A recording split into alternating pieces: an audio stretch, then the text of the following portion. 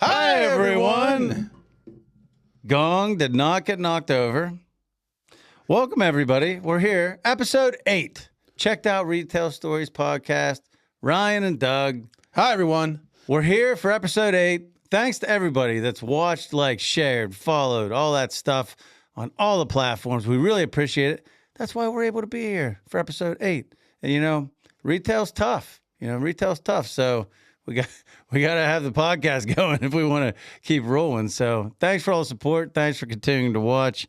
It's been fun. It's been a fun 7 episodes. And we hope that people out there learn from our mistakes, the many mistakes. Absolutely. And not make the same thing. So hopefully you can avoid spending money on our mistakes. But don't make the mistake of getting a bad partner. We have an amazing headline partner, Doug. Who's our headline sponsor? Guys, great partnerships in retail are vital to success of the business and vital to success of our friends and retail organizations, small businesses, fraternal orders, and nonprofits across the state and the Commonwealth of Pennsylvania.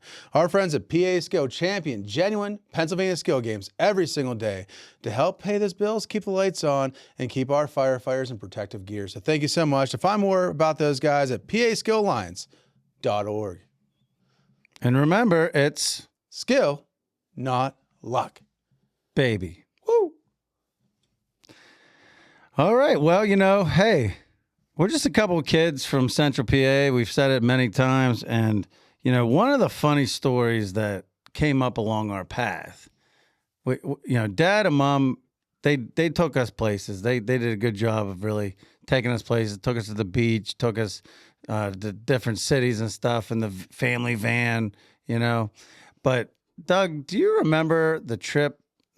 We took 2 trips, but most memorable was the first trip that we took out west in the van. Do you remember that? Oh, the War Wagon. Yeah. I believe we flew into Wisconsin. Yeah. And literally took it across the plains of South Dakota. Mm-hmm. Saw the Badlands. We flew into Wisconsin. Yep. I'm sorry, Minneapolis. Was it Minneapolis? Yeah, flew into Minneapolis and then rented a van and literally 3 kids, 2 adults, in a van with no technology, very little to read, across the plains.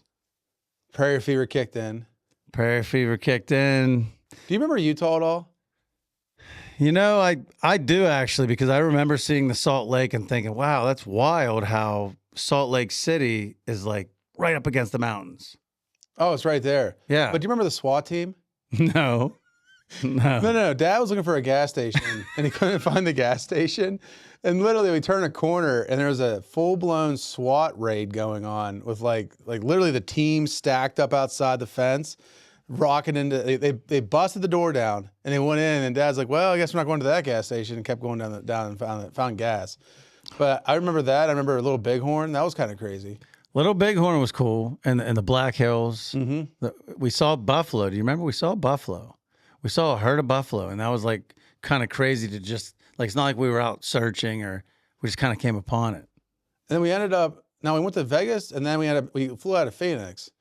We flew out of Phoenix at the end, but yeah, we drove through Las Vegas. We went across the plains, Minneapolis across the plains, went to, Wyoming and Little Bighorn and Montana, the eastern part of Montana.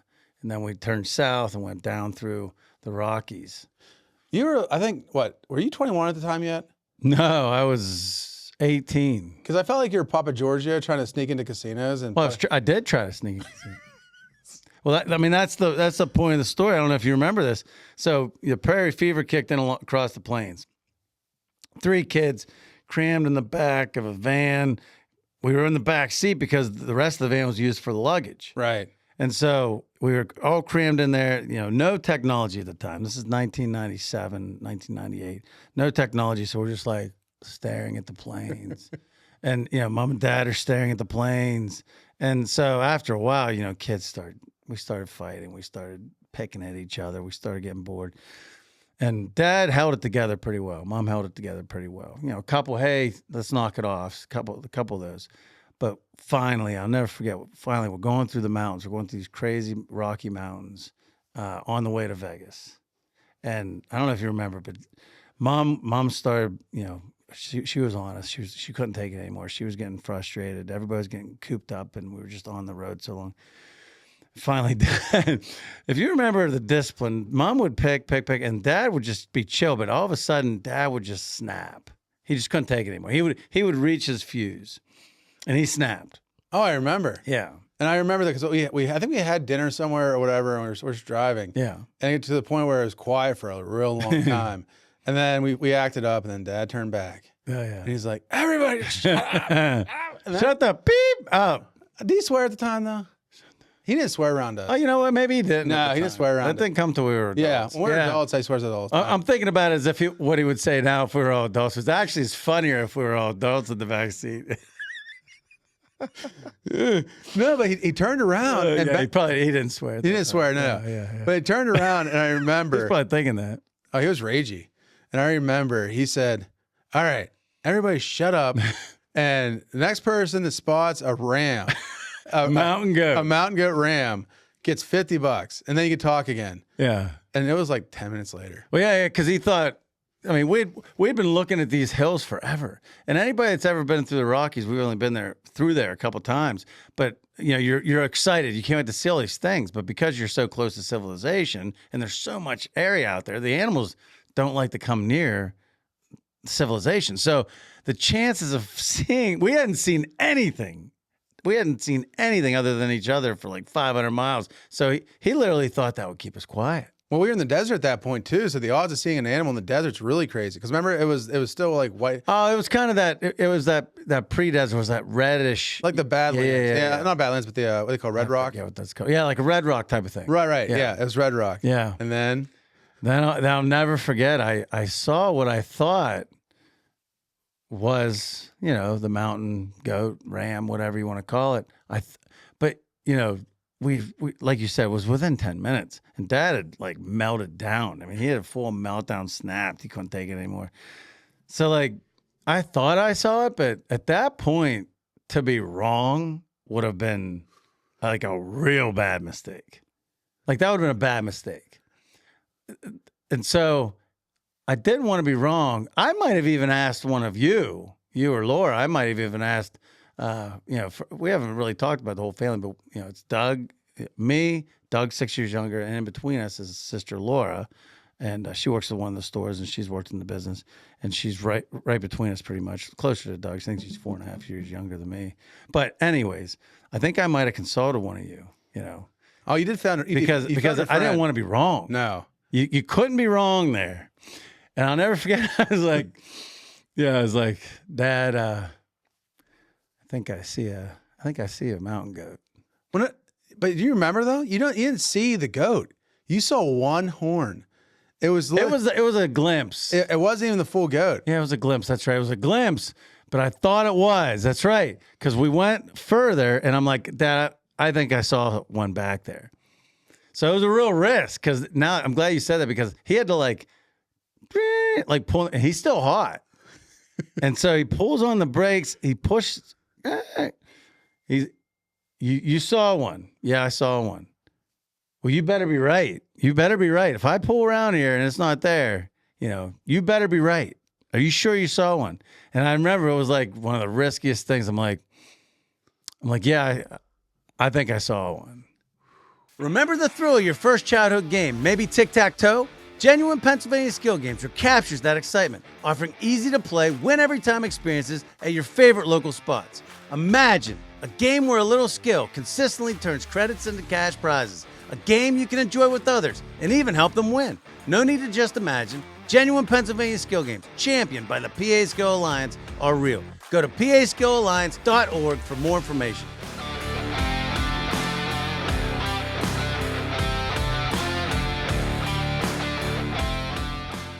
And I was pretty sure I did, but, you know, it was high stakes. So family pulls around, and, you know, it's the interstate or something, you know, some crazy situation. I'm pulling around, getting off the next exit, going back. Country roads take me home. And sure enough, we pull over. We're all looking at the hill. There it is, frolicking. Mountain goat. And that was such a cool thing then. It kind of loosened everybody up. It was fun, hilarious. Everybody started laughing. And it kind of, you know, got the family kind of back out of tilt, so to speak. And you know. So then we went down to Las Vegas, and the deal was he would give somebody $50. Right. So he gave me $50, and then to your Papa Giorgio reference from Vacation, the legendary, you know, Vegas Vacation, yep. Chevy Chase and the gang. Literally, I borrowed Dad's glasses, the old big glasses, late 90s. I think I wore his shirt, and I went down to the casino floor and kind of snuck to a slot machine. Started pumping the slot machine with my $50. Did you win? No. Eh. I lost, but I got away with it. I got to play. I was like 18, 17, 18. I got to play for a little bit. I thought that was the greatest thing ever. I think you have to be a retailer, you have to be a little bit edgy. And obviously, you're not afraid to roll the dice. No, the gambling was the reward. I mean, the real rolling of the dice was the Ram. Yeah, because it's not like it was front and center 50 yards away. Like you said, I'm glad you brought that up because I'd forgotten. It was just I saw a glimpse of it. I mean, it's like just a smidgen of it. But I felt good enough about it to like risk. I mean, it was probably all out warfare a good in the mile car. away. I mean, it was on it was a ways away. But yeah, that's our origin story for the week. It's a fun story. It's a fun story. I like that story. Well, Ron, you know what time it is? It's time for This Week in Retail History.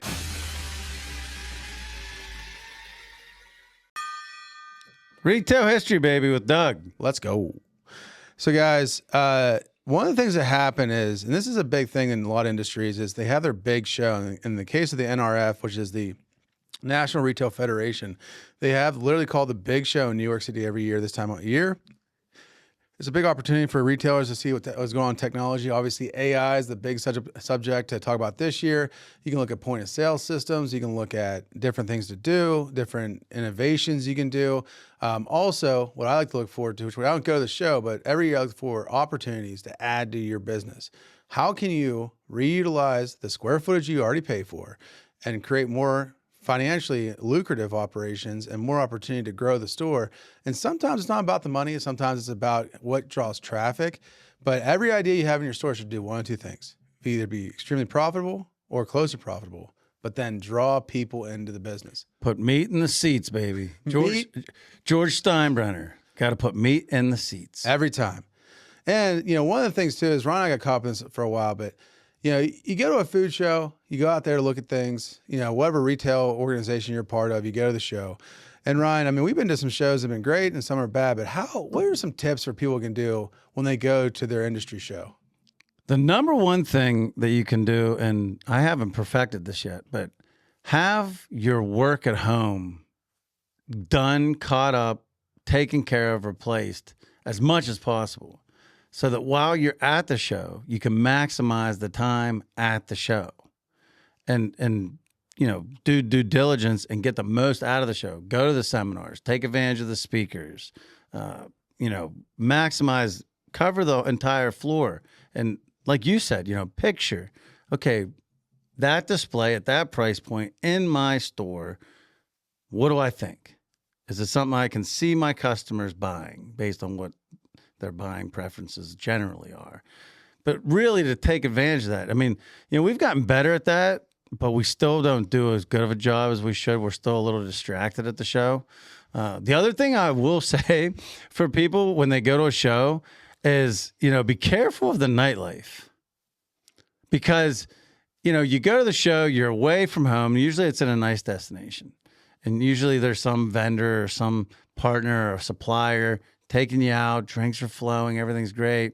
And, you know, you're getting caught up in it. But, you know, get caught up in it, have a good time. We have a good time.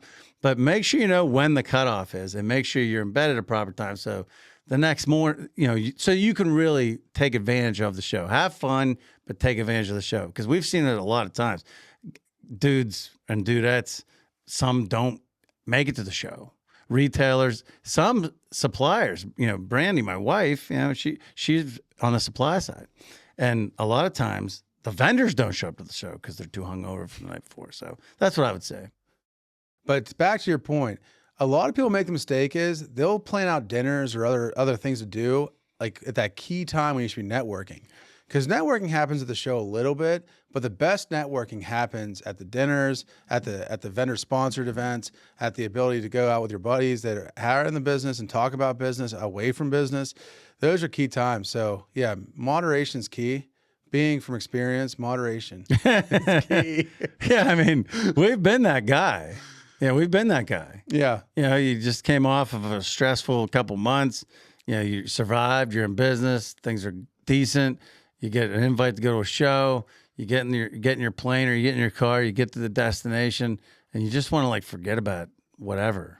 You know, it's like that song. You know, Billy Joel. Forget about time or tough times for a while, or forget about your life for a while or something. But PA Skill players seek genuine PA Skill games. How can you tell the real from the imitation? The PA Skill Alliance offers a 4-step identification process to help you find genuine PA Skill games. 1. Check for logos. Does the machine display official Pennsylvania Skill Game logos? 2. Look for Powered by Pace-O-Matic. Is it Powered by Pace-O-Matic visible on the game's case? 3. Assess business reputation. Is the game a reputable business? Genuine PA Skill games were not intended to be standalone businesses. 4. Examine game style. Is it a tic-tac-toe style game that offers the option to win every time? Help combat fraudulent skill games by exclusively playing genuine PA Skill Alliance supported games. Discover more at paskillalliance.org. I got a quick story. I got a shout out. There's a retailer out there that's a non-assuming character. He's very well put together, clean cut guy. We're down in Charleston, and we find this place called Prohibition, and it's a bourbon bar. And we closed the bourbon bar down. And when I got back to the hotel, he disappeared. And I went over his room, so he's all right. And he's cowering in the corner behind the door, like with a white shirt on, pale, like he's seen something. And I'm like, "You're right." He's like, "Yeah." I'm like, "Give me a call tomorrow. Golf's at 8." And he's like, Yeah. So I roll in next morning. I'm not feeling that great, right? I roll in, and I'm like, it's like I'm with like people I don't know, and I see him. And I'm like, all of a sudden, it's almost like a movie. Like there's music playing. He's like sprinting with a bag, looking like nothing happened across. He's like, "Hey man, how's it going today? We're gonna play some golf." And I'm like, "How are you still alive?"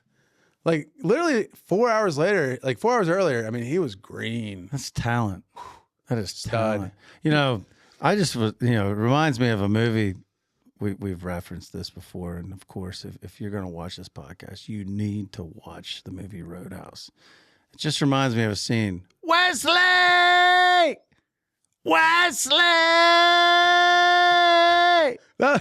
Wesley!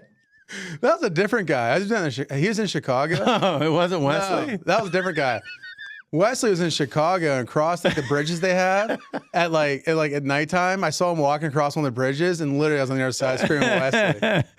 Oh, that's great. That's great. I mean, there's good times to be had. You're right. You should have a good time. You should network. You should, go out and have a couple drinks, because that's when you share ideas back and forth and war stories and all kinds of good stuff. But Right. yeah, don't get too hard. No. In the paint, as you would say. No. You know what? And friends mean a lot. And some friends that shop at the store go above and beyond the call of duty when it comes to protecting property and purchases. Ryan, I can't wait to hear the story. Yeah, it's a great story. It's one of my favorite stories. So this is circa 2012, and we had a great neighborhood. You grew up in. I kind of was there during college on breaks and stuff. You lived there. I never truly lived there. You bought a house on the same street. Well, no, I did. That's what. Okay, I didn't live there before. I moved there and bought a house on the street. But one of my neighbors at the time, actually the guy that moved out of the house, was a great neighbor and continues to be a friend. But then the guy that moved into that house and his wife, they became friends and still are to this day. But the guy was kind of like us. He's a hardworking guy. He was a help anybody out guy. He is. It's not like he's passed or anything. But he also was a guy that wasn't going to put up with stuff. You're talking about Frank, right? He had a line. You're talking about Frank. No, Frank has passed. Frank passed. No, Frank is the neighbor guy with his wife, Janie. No. Frank passed. This is Mike. Big Mike Gottschalk, baby. Big Mike Gottschalk. And, great guy, and He's fit too. he's fit. He's fit, and he's just a super nice guy. But you can tell he's the kind of guy that like has his line, and you don't cross his line. Whatever his line is, you don't cross his line. So he's in at our store in the evening, and there's not too many people working in the evening. Not too many people there in the evening normally. It's after like 6 o'clock in the wintertime, it's usually pretty slow. But so he's in there. He's shopping the meat case, looking for some steaks. He's looking for steaks or roast. And all of a sudden, he sees out of the corner of his eye a guy looking at a couple steaks, and he was looking for steaks, so he's kind of looking at him, looking at steaks. Guy takes his steaks, a couple packs of steaks. Wait, coat or pants? In the coat, big coat. It was the big coat situation. Mm-hmm. Puts it in the big coat, and walks towards the back of the store. Well, Mike's the kind of guy, he can't handle this. He's retail-oriented guy, sales-oriented guy. And like you say, he's a fit guy. And, he's a good friend. He's got loyalty. So, he follows the guy, kind of stalks the guy, waits till he gets to the front to see if he's going to, turn things around, get out, pay for it, Guy goes through the last register, kind of looking around. He goes towards the front door, kind of looking around. As soon as Mike kind of stalked him, like a cat, like a big cat in the Serengeti, just stalking him in the weeds. And then all of a sudden, once in Mike's mind, once he got to the point that he knew this guy wasn't going to pay, that he wasn't going to make it right, he literally leapt out like a lion. He leapt out of wherever he was hiding, kind of watching this guy, and run. Mike's an athlete. He was a football player. Runs across between the registers. Keep in mind, we're open. I mean, it's an active front end area at the time. Right. And just to kind of set the playground a little bit, this is before the remodel. So the lanes went right into a wall. Yeah. And then you had to go to the right. It's Leechburg store. Yeah, Leechburg store. Leechburg store. So we had swing doors back then, not the automatic doors. And so it was tight. And it was right outside the office. So it was tight. And there was a corridor there. And if I remember correctly, he's like, "Hey, you going to pay for those?" He gave the guy a warning. He did, but as he was leaping towards him, I mean, he kind of like called him out as he was approaching him, solidly approaching him, and the guy obviously wasn't going to pay for it. He turned, looked, and Mike literally ran like Ronnie Lott in the Super Bowl and dove at him and caught him by the coat.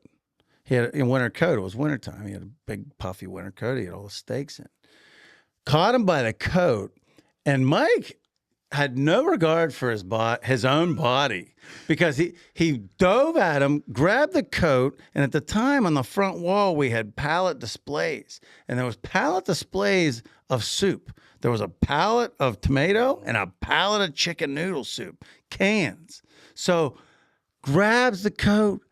Mike falls into the can display, which imagine what that pain. But he had the fortitude to continue to pull, rip the coat off the guy. Mike then gathers himself. The guy's kind of like, he's trying to get through the door. He's like struggling, a little disoriented. Mike gathers himself, gets out of the can display, comes flying towards the guy again. The guy almost makes it out of the store again.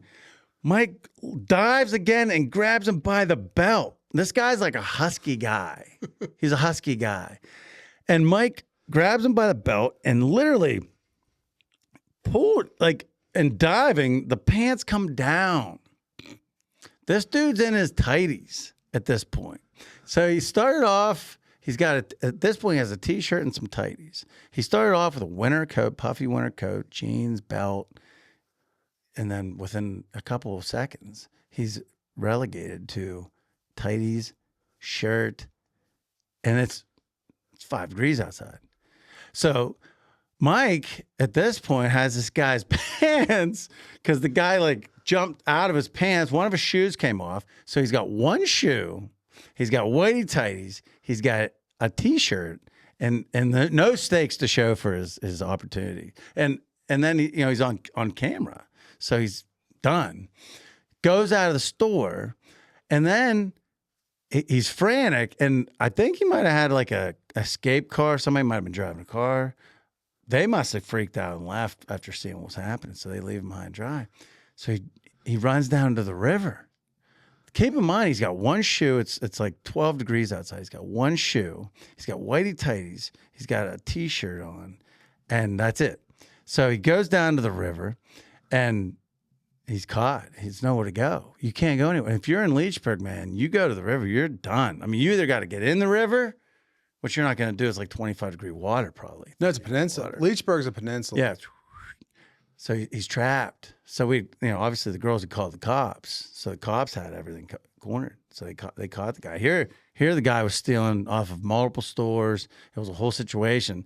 But Mike, man, I mean, the football instincts came back. I mean, in Mike's eyes, it's like these guys are stealing off of my guys, and this guy's trying to score a touchdown, and I got to stop him before he gets to the end zone. And diving into the soup can display, just beautiful. So, Mike, hey, still appreciate that and appreciate that story. I wouldn't recommend that to anybody out there. It's always better just to let the managers know, let them call the cops. Yeah. Vigilante justice is not the way to go, but hey, I appreciate that. I appreciate the effort. No, we appreciate that effort. Yeah. Make sure you at home, please don't do what Mike did. Thank you, Mike. Oh my God. What a stud.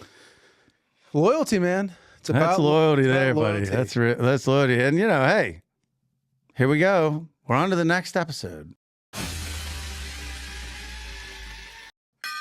Retail trends with Doug.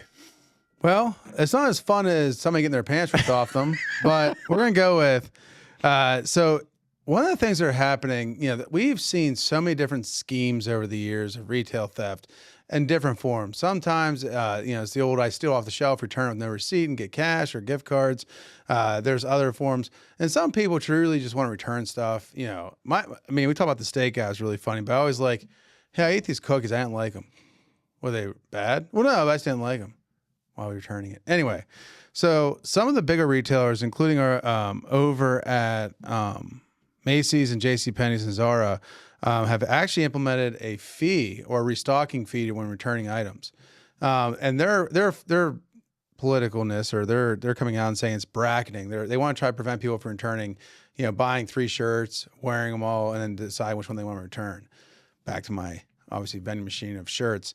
But no, it's a big thing that's happening. And, with returns in general, thank God we don't have a lot of returns. Yeah. But in general, though, it's a big deal, especially in the non-food markets where people buy stuff for Christmas, buy stuff for whatever, and then try to return it in January. So January, beyond being the big return month, now people are kind of having to make a decision. Do I really want this? Is it really going to fit? Is it something I'm really looking forward to? Or is it, just a spur of the moment thing that I'm going to return later? It's trying to get rid of that return culture, because there's been so much abuse with it over the years that, retailers are seeing it in their bottom lines. I think it's a great thing. Honestly, I think it makes the consumer accountable for what they're doing. And honestly, it's better for the consumer, because who wants to go through the process of all those returns? So if you know ahead of time that you're going to be taxed, so to speak, for a return, it makes you more selective. It makes you make sure that the size is right. It makes you and I think that's what it's about here. They're just trying to create accountability. I mean, let's face it, we've seen it in our industry. Our suppliers about 15 years ago started implementing restocking fees. Because some guy's not paying attention, just has 25 cases, beep beep beep, boom. It came in 25 cases. I need to return it. No accountability. Now there's up to a 25% restocking fee. Thankfully, to your point, in our industry, the returns at our stores, we have great crews and they do a great job. There's less than 1% is our return rate. So, I mean, we're in good shape, but for some of these retailers, especially when you're selling like $100, $200 shirts, I mean, yeah, you definitely have to check that up a little bit. So I think it's a good move. And it also creates a barrier for fraud, because people use stolen credit cards to buy stuff, then return it. The credit card will be dead, so they have to give cash out or store use or check or something.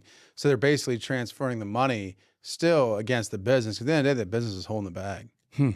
It's like the new foreign chargebacks. It's really, really crazy. But I think it's a good move. And then it's probably, honestly, I'm surprised it's taken this long, in all honesty, to get to that point. But it's like anything else. You never want to discourage the purchasing. You never want to. But now, obviously, it's gotten to a point where it's affected the bottom line to a point where they're like, hey, we got to do something. And, I go back a little bit to the hardware days. There's a lot of lifetime warranties on tools and stuff, right? So I remember I was down in Virginia, and there was this landscaper that would buy like 30 wheelbarrows a year, right? And they had a lifetime warranty on them. So he'd buy 30 wheelbarrows. He would literally destroy them through the year's work and return them every December. But because he had a receipt, because he was a probe member or whatever it was, and they had a lifetime warranty, like there was like literally like bent legs. There was holes missing out of a couple. There was cement stuck in the one. And I'm like, how guys, he's like, how do you live with yourself? Right. It's crazy. Like, so there's a lot of fraud, especially in the bigger levels, but it's just, people just need to understand, like, it's there for like the real issue. Like, hey, I bought the screwdriver and the head fell off. Legit problem. Right. Yeah. Not for just to take advantage of businesses. Genuine PA Skill Games, powered by Pacematic and supported by PA Skill Alliance, are dedicated to fostering growth throughout the Commonwealth. These games have been instrumental in supporting local fraternal orders, fire companies, bars, and retailers by keeping businesses operational, maintaining employment, and funding community projects. With over 5,000 communities across Pennsylvania, it's highly probable that Genuine PA Skill Games are working hard behind the scenes in your area. They ensure the vitality of our main streets, restaurants, bars, and stores. By supporting PASkillalliance.org, you are investing time in your community, employing your neighbors, and contributing to local nonprofits. Together, we can help keep Main Street open for business.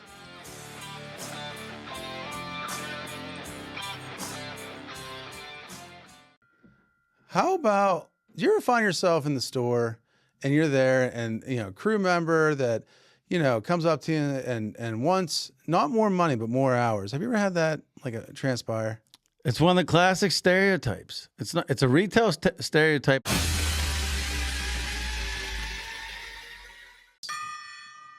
The I need more hours employee. Classic.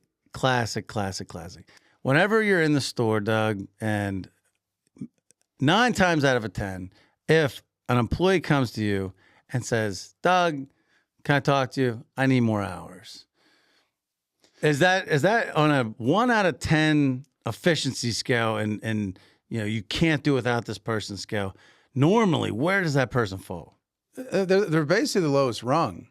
But to be fair to that, though, to your point, 10% of the time, maybe less, they're truly a great employee and they're just looking for more hours, which is great. 10% of the time. 10% of the time. But the rest of the time, 90% of the time. it's always the lowest hanging fruit. Well, yeah, because in retail, let's face it, if you get a good person and a good employee and they're super dedicated and everybody likes them, and everybody likes their work and they're producing at crazy levels and not calling off and not causing any drama, they're going to be within probably, I'd estimate within 2 months, maybe 3, they're going to be saying, hey, I don't want any more hours. I have enough overtime. I appreciate it, but I can't. I got to get home to my family. Can we hire somebody? Yeah, like right. They're asking you to alleviate some of the pressure because they need to leave some at home for the family. And 9 times out of 10, the employee that's asking for more hours just called off twice last week. Just made somebody mad in the store. Just was involved with some kind of drama or spreading drama. It's 9 times out of 10 that person. And most of the time when you're fielding this request, in my opinion, anyway, my experience, when you're fielding this request, Ryan, I need more hours. We need to talk any more hours. You probably literally within the last 2 hours just had a conversation with 2 different managers that were complaining about this person calling off or spreading drama or not doing their job. So now all of a sudden it's uncanny. So for those of you that are in retail management, retail ownership, you could appreciate that. That's like a stereotype big time.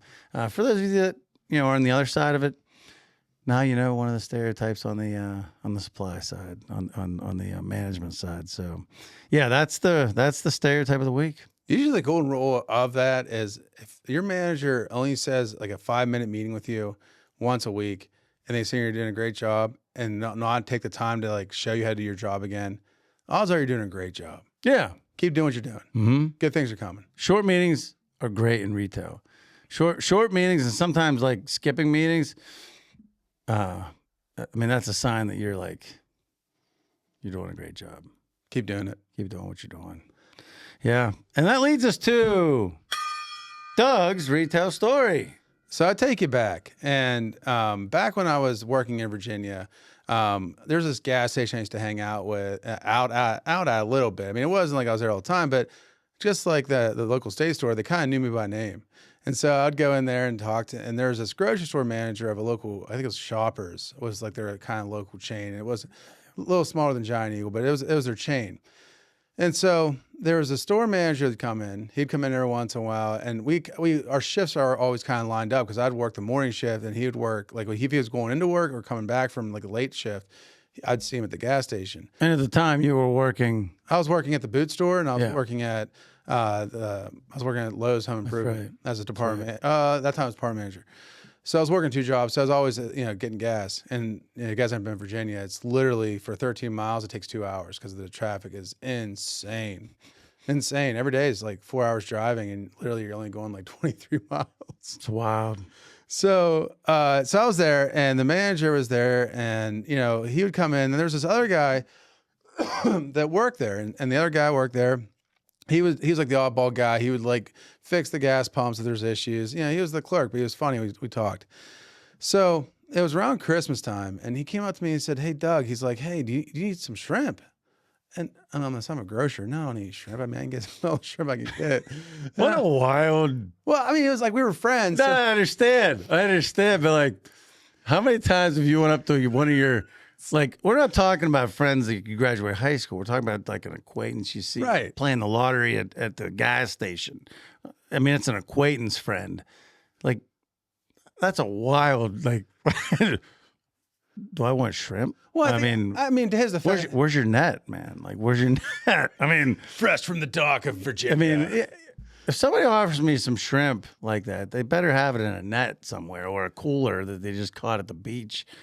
I mean, if they're there holding some 26 to 30 count bags of shrimp, I mean, that's wild.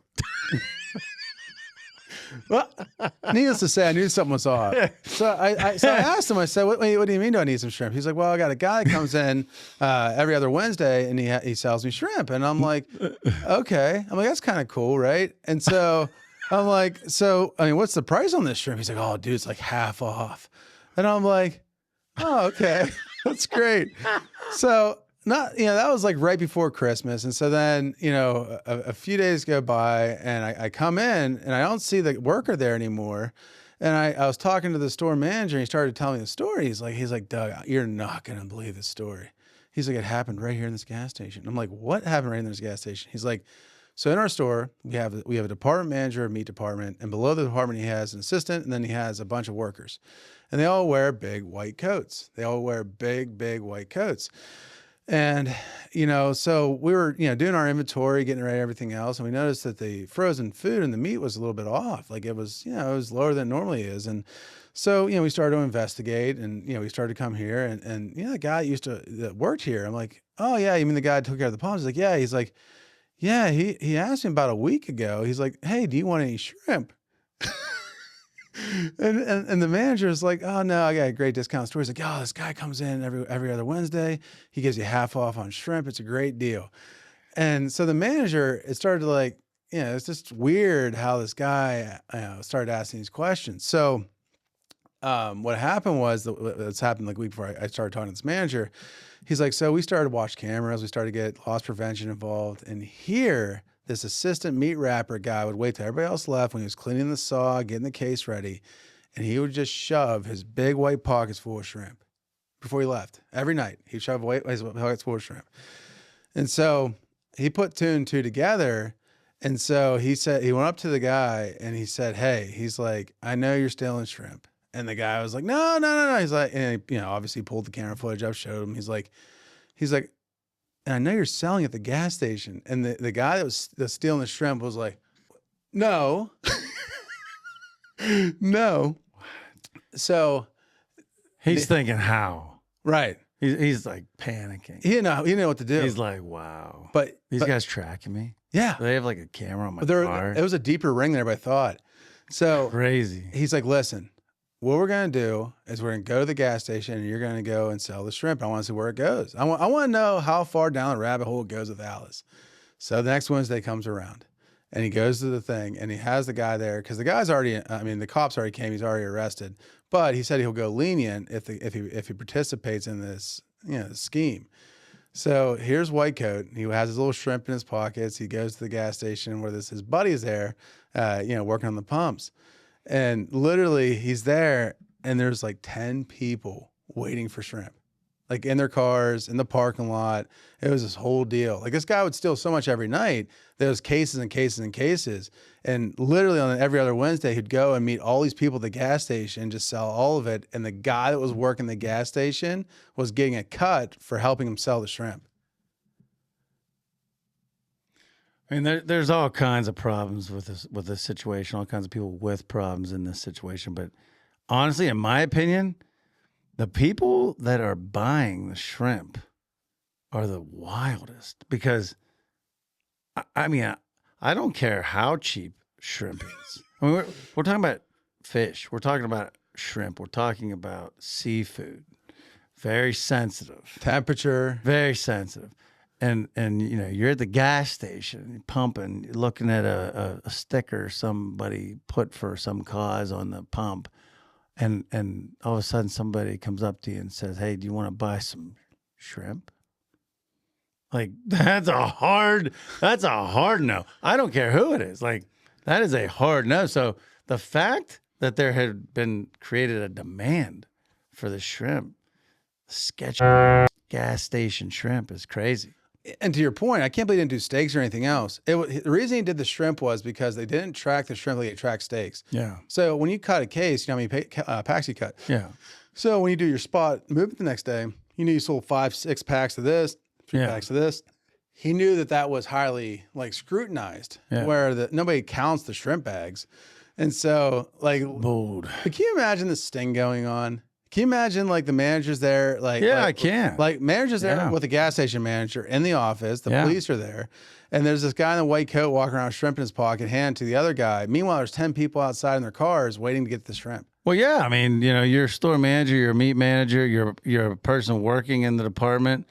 I mean, you know that your bonuses, you know that your raises, you know that your hours are determined upon the sales, and you got this guy stealing. I mean, you want to find out, you want to take it all the way. You want to make sure anybody that had a piece of this is brought to justice and that it goes away because it's your livelihood, So I can definitely see why they went all the way. But like I said, it's just the fact that there was a demand for that is, wild. You know how much money was missing from the Probably $5,000. It was 10. Yeah. I mean, I would believe it. I mean, shrimp's a high ring item for sure. It's one of the higher ring items in the store. I can understand, like, okay, I want to steal. Okay, shrimp's high ring. I understand the whole thing except for the demand. Like, whoever's buying gas station shrimp off of a dude just kind of selling it out of his pocket, thank you for the invite, but I think I'm going to pass on dinner. This One of the guy in the white coat would deliver the shrimp. The other guy would put it back in the freezer at the store, and then he would dole it out as people brought money. Oh, okay, that makes a little more sense. Yeah, no. Okay, you don't have this white coat guy going around. I'm picturing myself at the pump. Like I said, just kind of staring at the pump. Maybe listening to the radio, and all of a sudden, some dude comes over and is like, "Hey, you want to buy some shrimp?" Like it's like a New York Rolex guy. He's like, that's what I'm picturing. That's what I'm picturing. Yeah. Okay. A little more understandable. I mean, still though, I'm not going into a gas. I don't know about everybody in the world, but I'm not going into a gas station looking to buy some shrimp. Oh yeah, I want to take a Slim Jim. Oh, is that a new jalapeno Slim Jim? Yeah, I'll take that. Give me some cheese. Some of those cheese sticks. Yeah, I'll take that. Yeah, let's go with a 26-30 count uncooked shrimp too. Yeah, just pile it. No, I mean, it's still wild. Not as wild, but wild. Can you imagine the way when he gets on the guy's like, hey, I went to the store, I got milk, I got Slim Jims, my pack of cigarettes, and 30 pounds of shrimp. I got some great A, baby. We're living large tonight. I got grade A, 40 to 50 count. Yeah, the small ones that you like. I got that. I got some shrimp for us. I got it at the gas station. We're gonna scamp you for months. You're gonna love it. I got that. Some St. Ides to wash it down with. Crazy. Good story. That's a great story. Crazy. That's a great story. So if you guys, a fun little side note. So if you guys watch the intro video, there's a guy in a white coat running with shrimp in his coat. This story was inspired by that. Oh yeah. Boom. Shrimp coat. It's a great. Circa 2009. It's great. Virginia, Northern Virginia. Yeah, it's a great story. I'm glad I missed the Northern Virginia earlier experience. That was the Broadway shoot or whatever it was. Oh yeah. I mean, and then Manassas, where I was at, it was right by there that one of the victims happened. And there was, let's face it, there was about between the two dates, the two occurrences, probably 50,000 shootings there about 150 years ago. Oh, Battle of Manassas, Civil War, Second Manassas, Bull Run for our southern neighbors. Well, if you guys ever want to go to Bull Run, make sure you check out. There's a great winery there right outside of Bull Run. But if you guys make it to the park, the memorial, there's a Stonewall Jackson statue that it looks like, imagine like a Superman had roids and was busting through a wool coat. Like they make him muscular. The horse is muscular. He's on this big horse. And guys, let's remember Stonewall Jackson, God rest your soul, was a Civil War fighter who was probably 80, 90 pounds at the time because he was malnourished. Yeah. Wasn't Superman. Yeah, no, it's good. It's a great piece of United States history for sure, no matter what side you're on. Shrimp coat. But hey, Doug, we did it. We finished episode 8. Woo! Woo! Somehow we did it. So episode 8's in the books. Thanks to everybody for listening on all the channels you listen. Remember to hit that follow button. Hit the follow button. That helps us. Sponsors like to see the follows. Everybody likes to see the follows. So hit the follow button so that we can keep on telling you these crazy retail stories. Thanks for all the support. And shout out to our friends at PASkillAlliance.org. Guys, if you're not playing genuine PA skill games backed by our friends at PA Skill Alliance, you're not playing skill games. And as always, guys, we really appreciate the support. As always, we can't do what we do without you. Come and see us. Come and see us. Thanks, guys.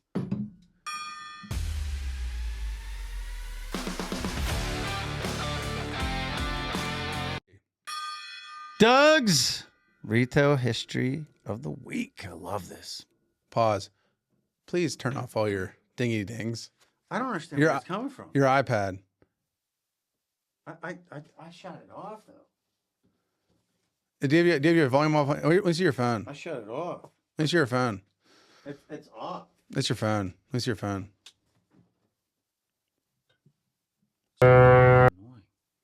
So, last thing you got to do here is you got to come down. Wait, that's off. Well, it's on your computer. Do your computer on. Oh.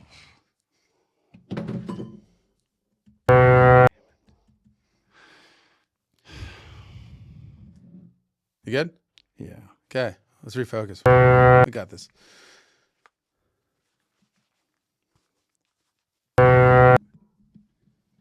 The phone was good? Yeah. Okay. Hey, do you want me to start at the top? No. We got this. You're just going to go? Yeah. Okay. Should I ding the bell? Yeah, there's a hair on your hat, too. Should I ding the bell?